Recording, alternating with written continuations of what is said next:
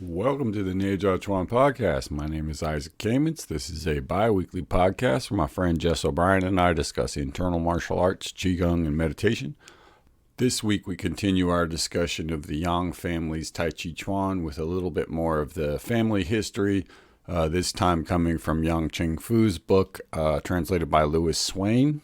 Then we continue our look at the Tai Chi classics with a discussion on the 13 postures of Tai Chi Chuan, the different energies that go into creating the movements. And we break down the difference between those different techniques. And over on our Patreon, we discuss the 100-character tablet of Ludong Bin and Bai Hua's Ne Gong. This week we got into a little bit more of Ludong Bin's life and his story, as well as digging into some of the aspects of the Ludong Bin stuff which connect to the Tai Chi classics in terms of movement and creating the different energies. So I hope you check that out. I hope you enjoy the episode. We also have interviews on the Patreon, so you don't want to miss those. Take care of yourselves and enjoy the episode.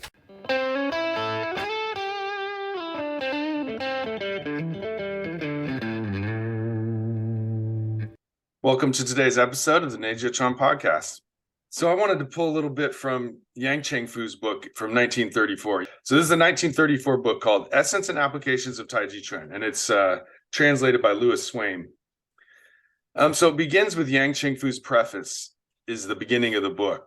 That may contain some historical inaccuracies, but this is said to be in Yang Cheng Fu's voice. And most of the books we have about Tai Chi are written by his students, and then there's some other books by his uncles and stuff, or students of those guys. But this is said to be the words of Yang Cheng Fu himself, written in 1933. So here's where he begins. When I was young, I would see my late grandfather, Mr. Yang Luchan, leading my uncles, relatives, and followers in their earnest daily Tai Chi Chuan training. Some in solo form training, some in partner practice. They practiced day and night without cease. But intellectually, I harbored doubts, considering it like the method of engaging only one enemy. For me, I would one day undertake the study of engaging 10,000 enemies. And so he starts off having a little doubt about whether Tai Chi will actually work in combat. Isn't that interesting? Yeah, 10,000 is a lot. Right? But he's a young man, so he's like, what's all this just like slow motion stuff? I want to kick ass, basically, is what he's saying. He wants to beat someone's ass. Right, just like any normal person. I mean, you look at Tai Chi and you're right, like, he wants to thrash bozos. He doesn't want to fucking just move slowly with his granddad. I mean, this sounds horrible. When I had grown a little bit older, my late uncle, Yang Ban Ho, directed me to study with him. So he says, later, no longer able to conceal my doubts, I told him my honest opinion. My late father, Yang Jian Ho, angrily denounced my thinking, saying, what kind of talk is that? Your grandfather handed this art down to our family's legacy. Now you want to abandon our vocation?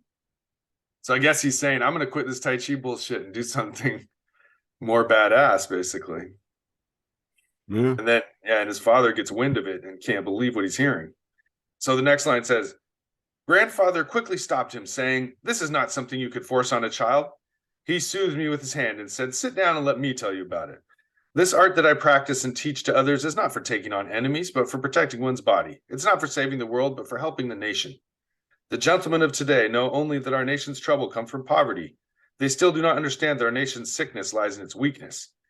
So that's, again, referring to that thing we keep running across, where Chinese martial arts is becoming this way of helping the people rather than a fighting competition.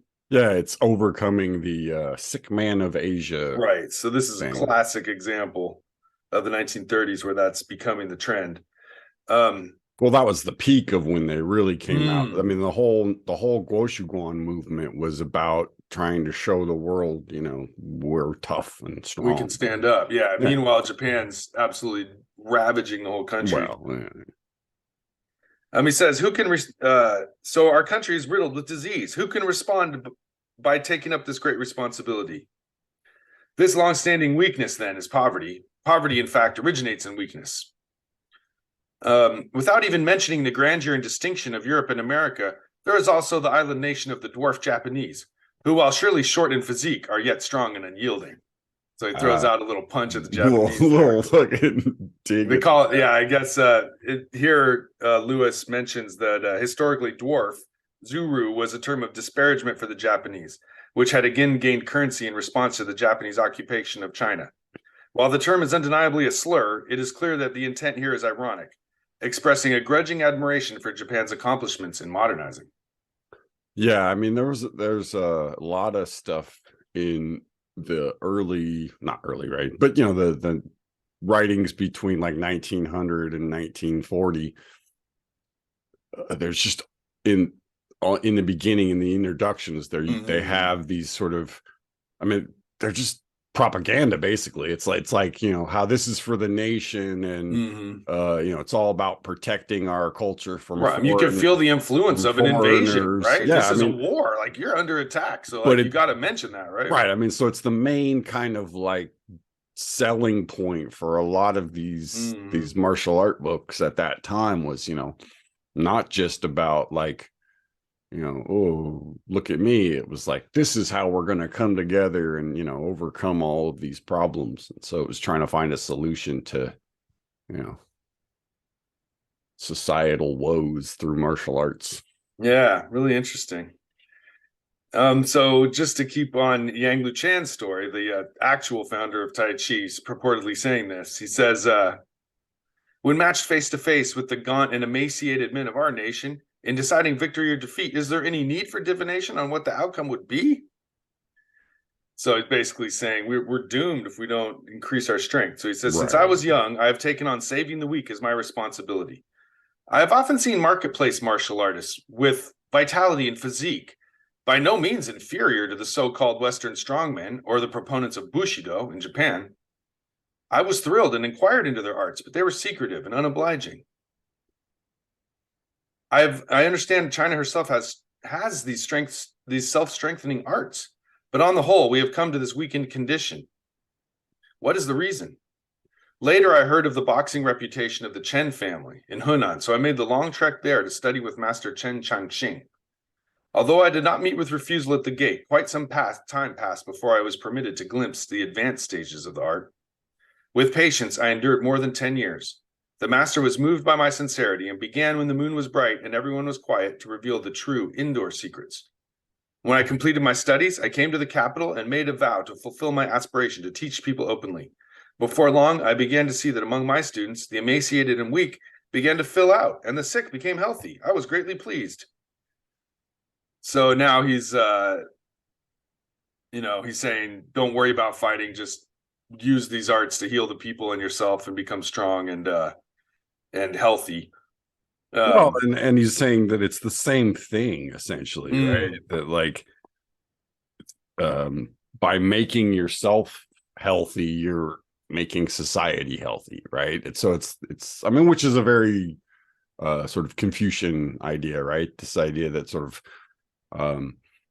your small little family unit has to be you have to be healthy, upright and strong, yeah, and moral and all that stuff, and then that makes your little family unit more moral and strong and robust, and yeah, that goes into your village, and then that goes into your province or whatever, so it's just this idea that like it all starts from you being good and moral and strong, which isn't a bad model for things, but it does kind of leave out corruption and greed. So, and I wonder if he's maybe slightly upbraiding his own son Yang Ban Ho, who's known for being super combative and focused on the fighting side of Tai Chi. Maybe this is a little bit of saying, hey, your uncle isn't, he right. might be, well, I mean, yeah, this is also written after the fact, so I think there's some some morality and some lessons thrown in, right? There. Like, and Yang Cheng Fu gets accused of taking out the martial side of the art from it, and so he's trying to explain here why he did that, kind of. Exactly. I mean, it's all the foundational myth, right? That the you got to have a good story and of why you do things the way you do, and so right. His is clear. He's saying, I'm going back to my grandfather. He's the one who told me to do He's this. saying, my granddaddy told me that the way, the ultimate way to do this stuff is to follow a sort of softer path and to, be more about the, get along with people, don't kick their ass, basically, right? Right. Um, Which is a little different from the story we read previously, where he was right. executing guys at point blank range. Right. Well, and like you said, it's the sort of antithesis to Bon Ho, and that Right. kind of Harsh approach. blow up their internal organs with a body punch kind of stuff. Right. Yeah, this is interesting. And it also, the thing that he says, you shouldn't force your children to learn it, is the thing that Yang Luchan said, which his own son had ran away from home, and the other one was purportedly tried to commit suicide because they were trained so harshly. He had a hard time teaching his own son. So he says to his grandson, don't, they shouldn't force you to learn. Well, I mean, it's also, there's a tradition, I think, in Chinese martial arts of, you don't really teach your kids. Your brothers do. Right. Your students or your school brothers do. And then once they know some shit, that they come to you, and you'll, right, give them preferably even their grandfather, give them the secrets. Right. But it's like, you don't try to learn the basics from your direct family members. Yeah. That's good. So advice. Here's just to finish what he says, comes from his grandfather, from Yang Luchan. It says, my late grandfather further said that Tai Chi Chuan was created by Zhang Sanfang in the late Song dynasty. He mentions all these elders, and then he reaches Chen Changxing was the student of Jiang Fa. And that, I think that has to do with the Zhao Bao village, where there's this other side of Tai Chi, and that comes up a lot in the book Scholar Boxer by Marnix Wells. Okay, so that's what that book is all related to, giving the pre-Chen village origins. Right. Their art was based on what is natural and took form in a way that was never far from Tai Chi. So maybe that's where the name comes from, is just the naturalness and the smooth overturning of the movements. It got inspired to become from Chen village boxing to Tai Chi. He's saying that there was something prior to what we call Tai Chi. Yeah, what got called Tai Chi, and it was about being natural and which is kind of what all martial arts say, but Tai Chi especially, yeah. I mean, that there is usually some part of it that can't quite be explained about where it comes from, right? Like it's very rare that there's like, oh, this guy just came up with a fighting system. It's always this guy did Xingyi, right? Like Yue family boxing is the theoretical precursor to Xingyi. Bai Hua, right, that's the most sort whatever Shaolin that Dong Chuan learned. Right, whatever, he taught Yin Fu and all that. And then Tai Chi has a similar thing where, you can look up the 13 postures of the original Tai Chi form, are very similar to the 13 postures in, Qi Ji Guan's book, right? That he, that even goes to these ideas of fighting with principles that have to do with, internal arts and stuff. Well, coincidentally, the paragraph goes on to say, it comprised 13 fundamental forms, but the moving applications are inexhaustible. The movement is of the body and reaches the spiritual. Therefore, unless one accomplishes long training, it will be difficult to obtain the subtle knowledge. I'm not lacking in student, yet it is difficult to say that even if Ban Ho himself is among those who have obtained the consummate skill. So this is Yang Luchan speaking about his son, Ban Ho, saying that even he may not have achieved the highest level. Right. Just a compliment in the sense that even he, meaning like, this is my best guy, is kind of what he's saying.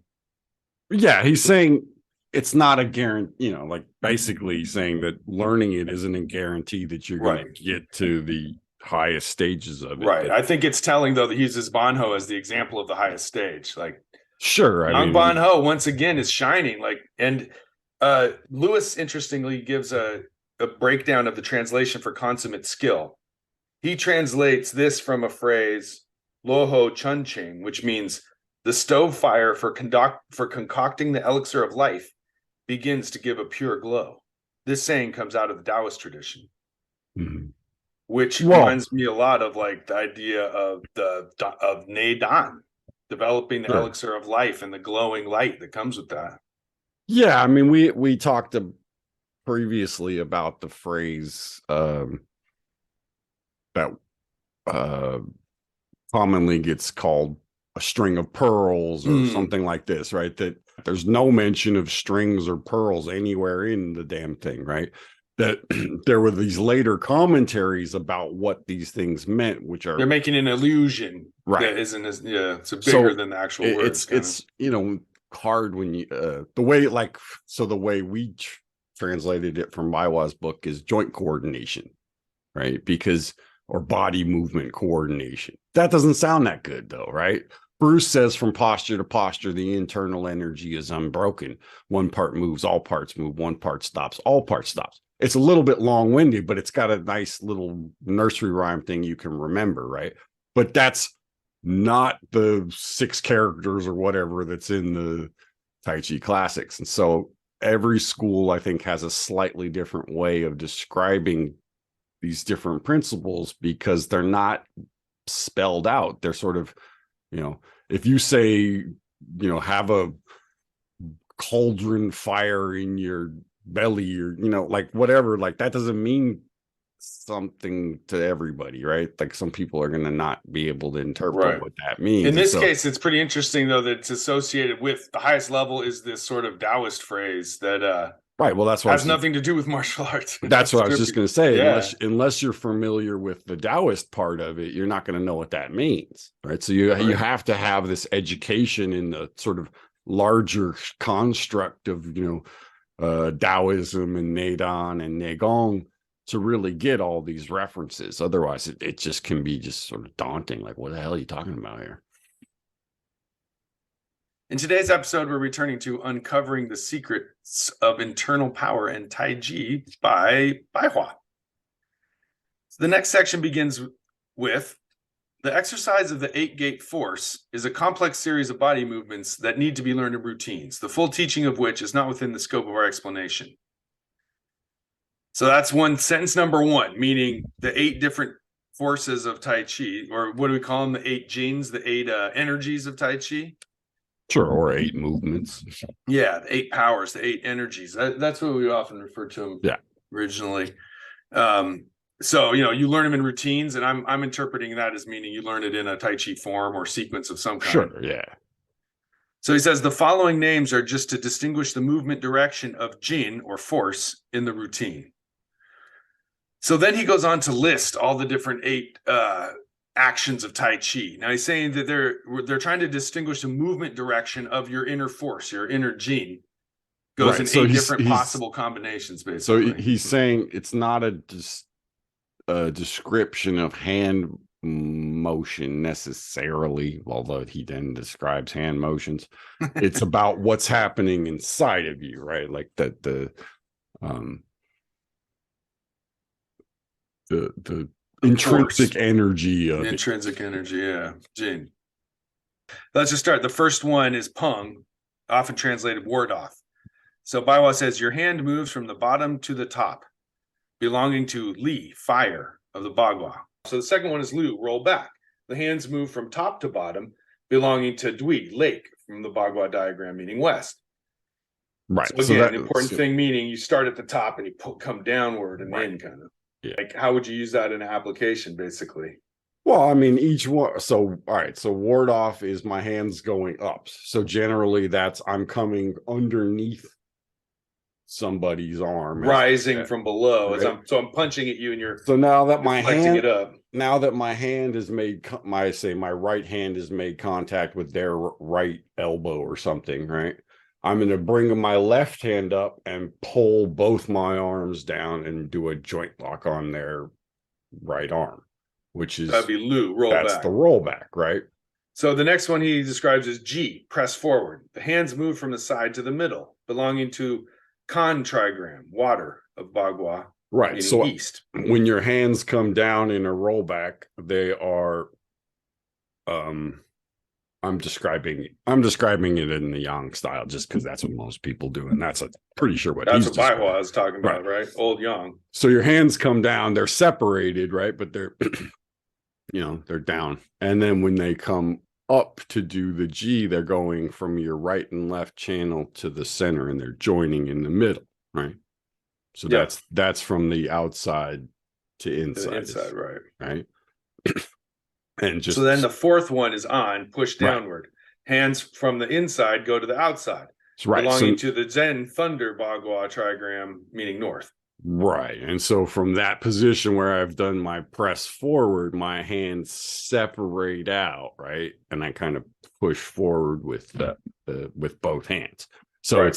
it's that your hands going from being kind of touching in the middle to separating apart and splitting apart and being on the side. They've got that heavy downward feeling, like heavy push of both your hands. And that's in Tai Chi when you've scrambled somebody up and then you take a big step and just send them flying with the double push. That's the big finale of your push hands exchange or whatever. Right. That's, if you're showing the crowd, that's the grand finale when you send them flying off. You could do it with G too, but on is nice double push. You could send them, G, I'd imagine you send them up, on, you send them down. Either way, you're launching their ass out of there.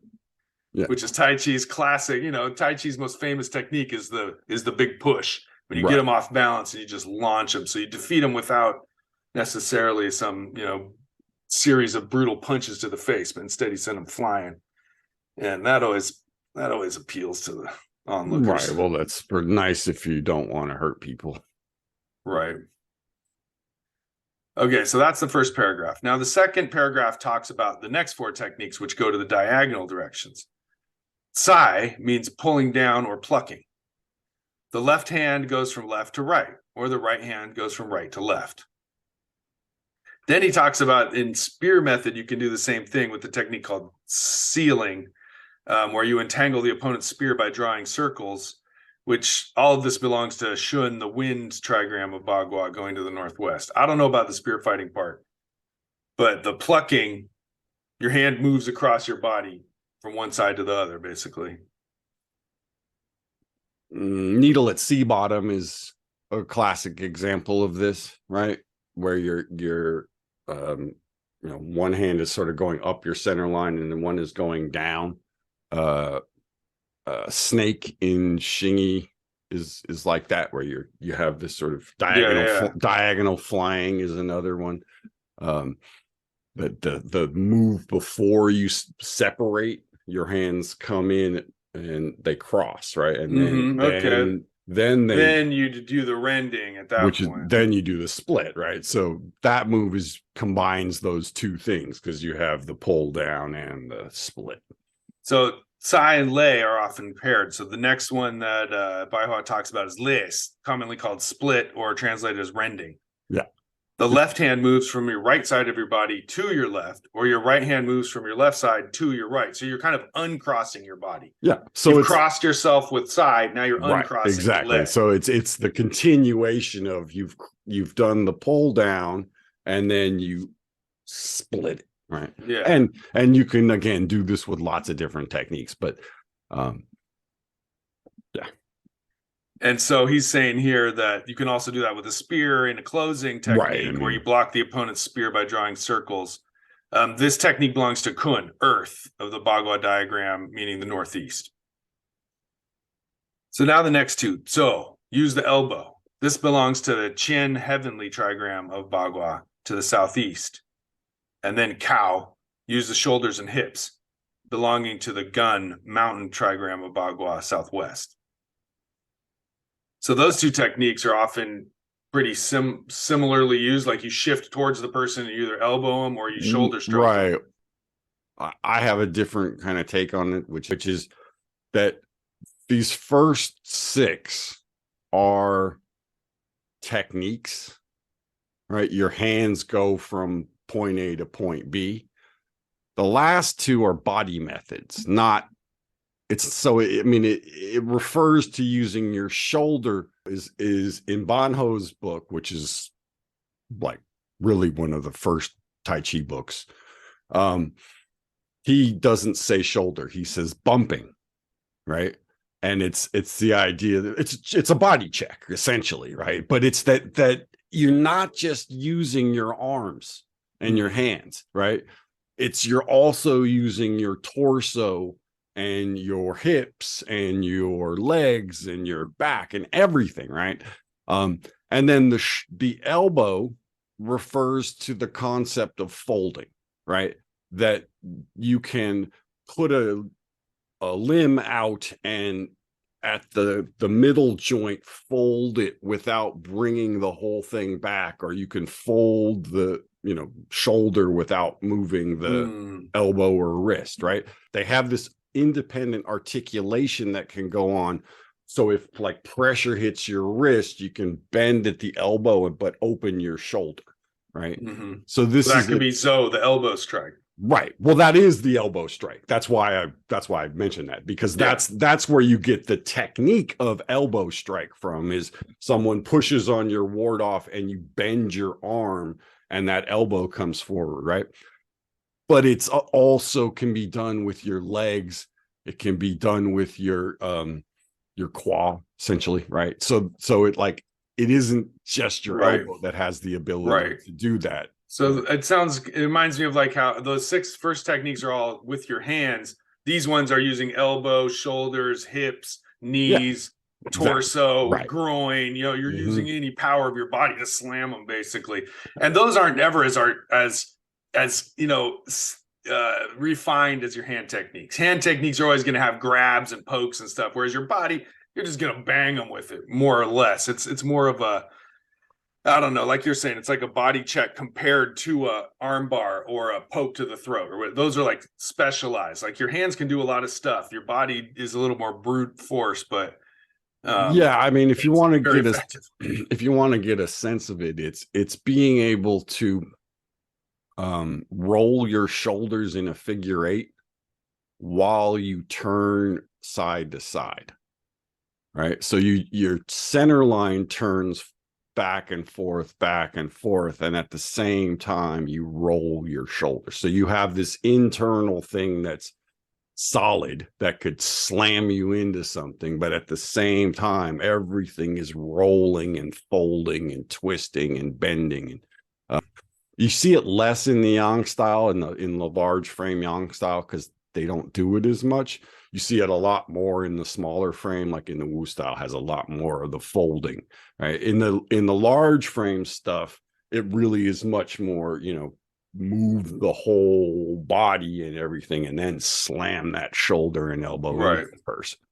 Moving forward, the next part is a Tai Chi movement diagram that's based on the 8 trigrams, where he circulates through all the different techniques into different directions, which is a little abstruse.